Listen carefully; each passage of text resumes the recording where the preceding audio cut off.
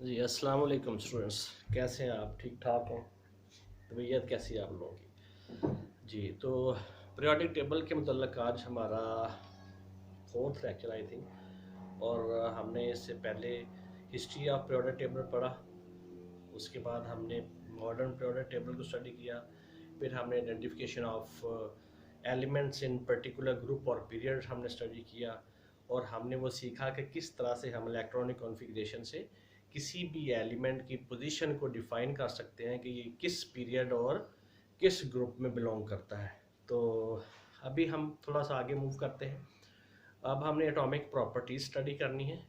Atomic property total जो है वो आपकी कोर्स में जो गिवन है वो 5 है। एटॉमिक साइज या atomic radius, shielding effect, ionization energy, electron affinity and electronegativity. तो आज हमारा जो टॉपिक है वो है एटॉमिक साइज और एटॉमिक रेडियस। तो ये हमने अभी डिस्कस करना है। जी, एटॉमिक साइज बेसिकली क्या है कि किसी भी एटम के न्यूक्लियस से लेकर उसके आउटर मोस्ट जो सबसे आउटर मोस्ट ऑर्बिट होता है, जैसे ये वाला फर्स्ट ऑर्बिट है, this is second orbit and this is third orbit. तो जो सबसे बाहर वाला जिसको हम कहते हैं, जिसको हम वैलेंस शेल कहते हैं, valence shell, the outermost shell of any atom is called valence shell. अगर इसके 3 शेल्स हैं तो इसका मतलब इसका जो थर्ड शेल है ये वैलेंस शेल है, ये वाला। तो वैलेंस शेल और न्यूक्लियस के सेंटर में अगर आप कोई पॉइंट कंसीडर करते हैं, इस डिस्टेंस को हम एटॉमिक साइज या एटॉमिक रेडियस कहते हैं। जैसे सर्कल, आपको पता है कोई भी सर्कल होता है तो सर्कल के सेंटर से लेकर उसकी ये जो बाउंड्री है यहाँ तक जो उसका टोटल साइज बनता है तो ये रेडियस कहलाता है। तो इस तरह से एटम का जो साइज है वो बेसिकली टोटल जो डिस्टेंस है from nucleus of the atom and the outer most shell. तो अभी हम देखते हैं कि जो डेफिनेशन है प्रॉपर वो इसकी क्या है। So what is atomic radius or atomic size? The distance, आप डिस्टेंस की जगह पे लेंथ का वर्ड अगर यूज करें तो वो ज्यादा है। The length between nucleus of an atom to the valence shell, जिसको हम आउटर मोस्ट शेल बोलते हैं, is known as atomic radius। ज़ाहिर है एटम का साइज इतना छोटा है कि हम उसको किसी भी मीन से उसको मेजर करना इतना आसान नहीं होता। तो बहुत ही स्मॉलर साइज होने की वजह से इसका जो जो यूनिट्स होते हैं एटॉमिक साइज के, वो या तो पाइकोमीटर में होते हैं 10⁻⁻12, या फिर एंगस्ट्रम जो है इसको हम 10⁻⁻10 बोलते हैं। तो ये यूनिट्स हो सकते हैं एटॉमिक साइज या एटॉमिक रेडियस के। So what is atomic radius? Atomic radius is basically the distance between nucleus and the outer most shell of any atom. अच्छा, अभी हम ये देख रहे हैं कि कभी कभी ऐसे होता है कि जो कोई भी एटम है उसका जब वो बॉन्ड बनाता है, जैसे मैं अभी बात करता हूँ क्लोरीन और क्लोरीन के एटम के दरमियान बॉन्ड है, तो इस टोटल बॉन्ड लेंथ का अगर हम हाफ कर दें, क्योंकि आधी इस तरफ आ जाएंगे आधी इस तरफ, तो ये एक क्लोरीन का एटॉमिक साइज आ जाएगा। इस तरह से हाइड्रोजन का अगर एटम है तो आपको पता है हाइड्रोजन के 2 एटम आपस में इलेक्ट्रॉन शेयर करते हैं। यहाँ पे इस हाइड्रोजन का एक इलेक्ट्रॉन दूसरे का एक इलेक्ट्रॉन, तो शेयरिंग की वजह से यहाँ पे जो बॉन्ड बनता है उसको हम कहते हैं एच बॉन्ड। तो इसका अगर हम हाफ कर देते हैं तो half of the bond length is also known as radius, but this is called covalent radius. तो आयनिक और कोवेलेंट रेडियस जो है बेसिकली आपके मैट्रिकुलेशन लेवल में तो ये बात नहीं है, तो बड़ी क्लास में हम इसको स्टडी करें। तो no, this is again very important topic. इसी से रिलेटेड इसकी आगे जो बात है डिटेल में वो है दी ट्रेंड्स। trends in periods. किसी भी पीरियड में पीरियोडिक टेबल के अगर आप पीरियड्स देखते हैं तो आपको पता है पीरियोडिक टेबल के टोटल 7 पीरियड्स हैं। जैसे ये आपको पता है कि फर्स्ट पीरियड जो है उसमें this is sketch of periodic table, this is first period hydrogen and this is helium, so this is first period. This is lithium, beryllium, boron, carbon, nitrogen, oxygen, fluorine, neon. This is second period.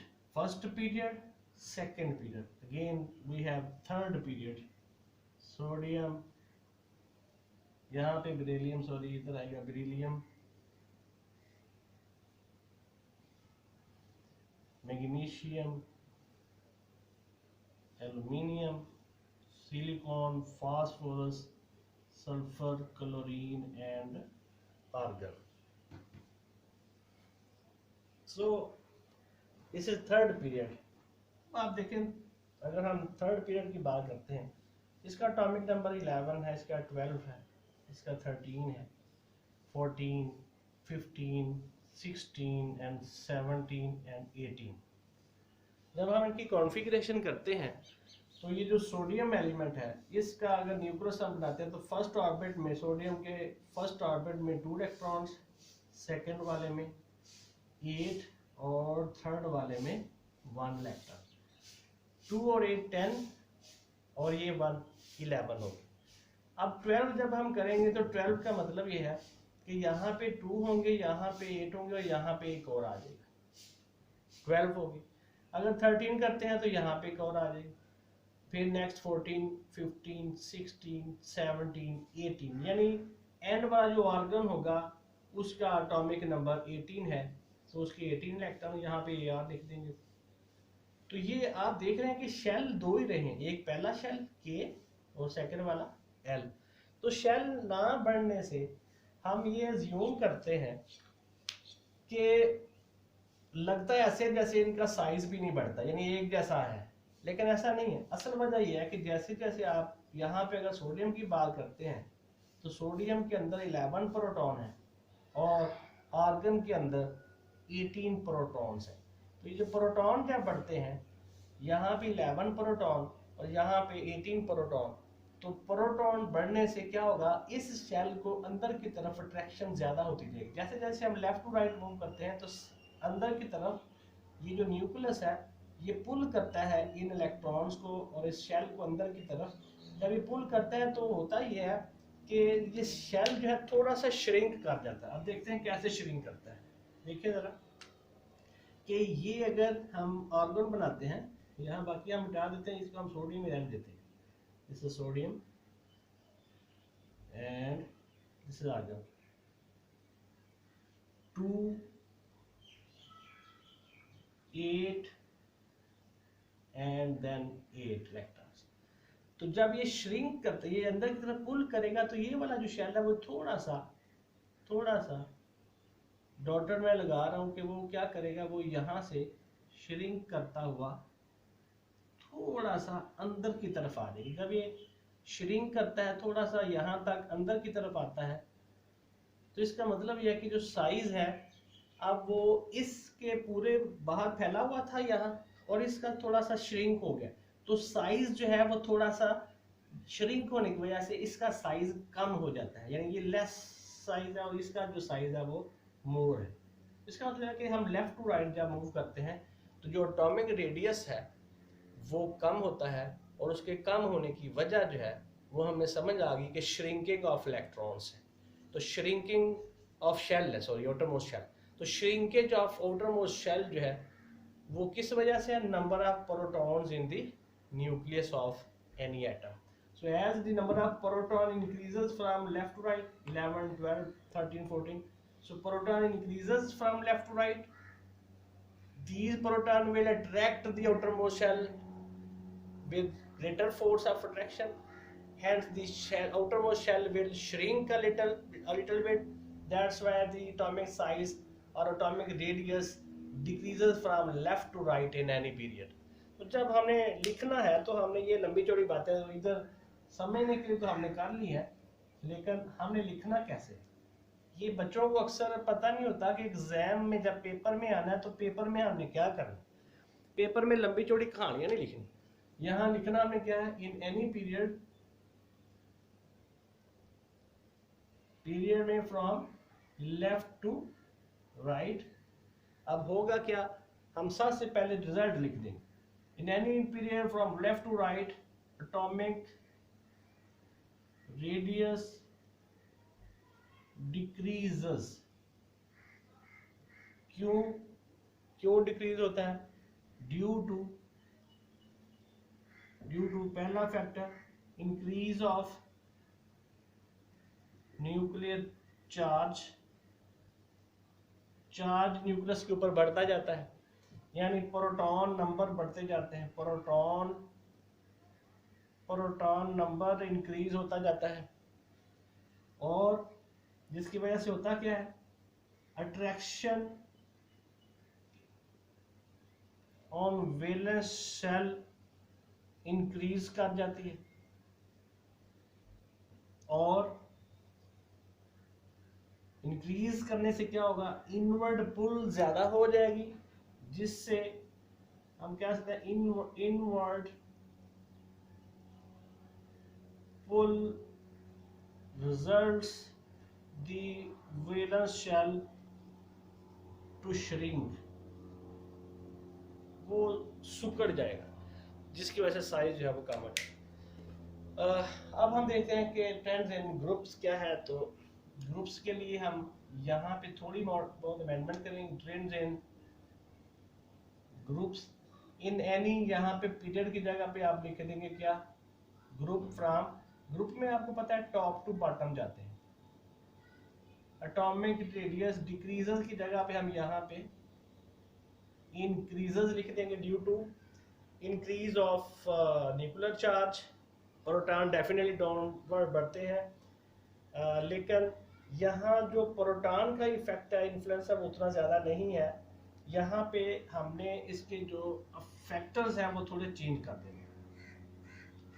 Increase due to क्या होगा जी, increase of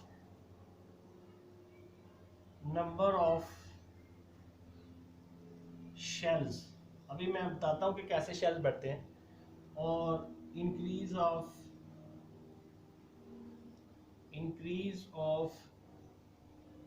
atomic volume, जब shell बढ़ेंगे तो उससे volume भी बढ़ जाएगा, और वॉल्यूम बढ़ जाने से जो है इसमें साइज जो है उसका, उसमें भी इजाफा हो जाएगा।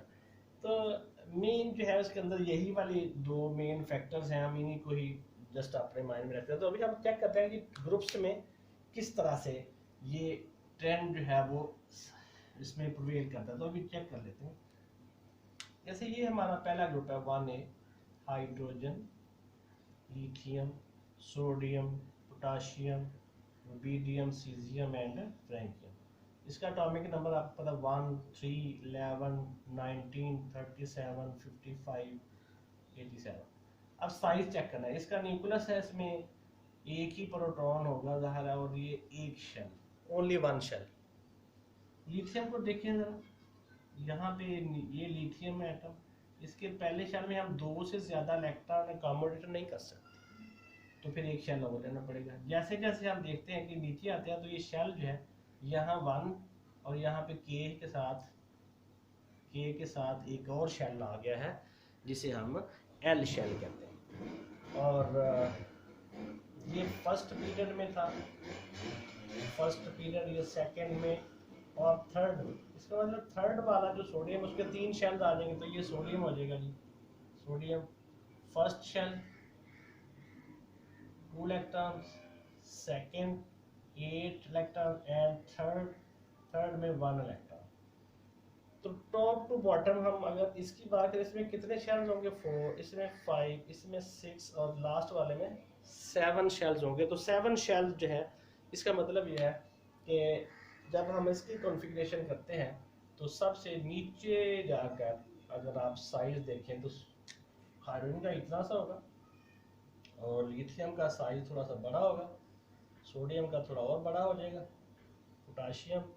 और जो नीचे वाला है आप देखें, इसके ज़ाहिर है इसमें न्यूक्लियस बड़ा होगा, 1 2 3 4 5 6 7, ये फ्रेंडियम का मैं बना रहा हूँ, तो इसमें 7 शेल्स हैं, 1 2 3 4 5, n=6, n=7। तो यहाँ पे साइज कितना ज़्यादा बड़ा है। So top to bottom in any group atomic radius increases. Why increases? दो फैक्टर्स हैं। First one is by increase of number of shells. Shells बढ़ते जाते हैं, साइज बढ़ता जाता है। जब शेल्स बढ़ेंगे तो उसके पीछे रीज़न क्या है?